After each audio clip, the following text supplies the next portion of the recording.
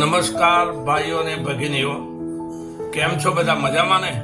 હું છું આપનો ડોક્ટર જવાહર જે શેઠ, વરિષ્ઠ બાળરોગ નિષ્ણાત. શું તમે એવી કલ્પના કરી શકો છો કે સાહિત્યમાં પૂર્ણ સમયનું યોગદાન આપવા માટે એક ડોક્ટર પોતાનો તબીબી વ્યવસાય ત્યજી દે? ઘણી વખત કલ્પના કરતા પણ હકીકત બહુ વિસ્મયકારક હોય છે.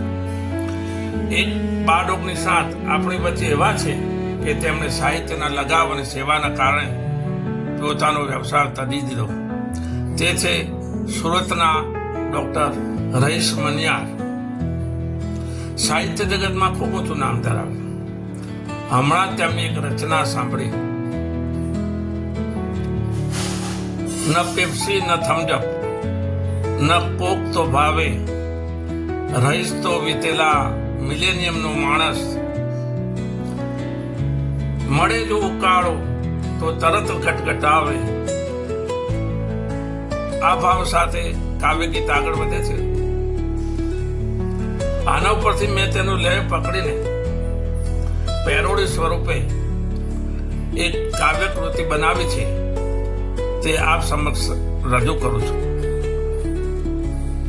ના લેબ, ના રેડિયો, ના લોહી કે ના એક્સરે, જવાહરભાઈ તો વીતેલા જમાનાના તબીબ.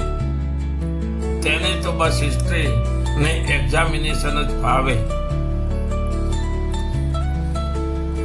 તેને તો બસ બેક્ટીમ ને પેનિસિલિન યાદ આવે. મેરો ને વેંકો ને હાથ ના અડાડે. હાથ અડાડીને એપેન્ડિક્સ નું નિદાન પતાવે. ઓલા સોનોગ્રાફીના રિપોર્ટને પણ શરમાવે. જવાહરભાઈ તો વીતેલા જમાનાના તબીબ.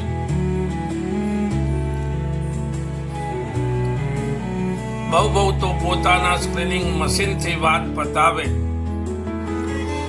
ફોટાનો ખર્ચો ફોગટ ના કરાવે.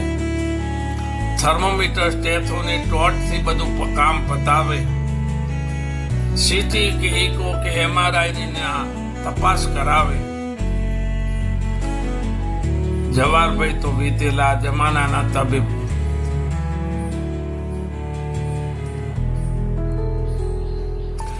કટ પ્રેક્ટિસની કારીગરી, જો કે બધે એવું નથી હોતું. કટ પ્રેક્ટિસની કારીગરી તેને ના ફાવે. મળે જબરજસ્તી તો દર્દીઓમાં લાણી કરાવે. હોસ્પિટલ ને હોટલમાં કદી ના ફેરવે. જે છે તેમાં બધું ચલાવે. જવાહરભાઈ તો વીતેલા જમાનાના તબીબ. આવડે છે બધું એમ ખુદને કદી ના ભરમાવે. નવી શોધો સાથે તે તાલ મિલાવે.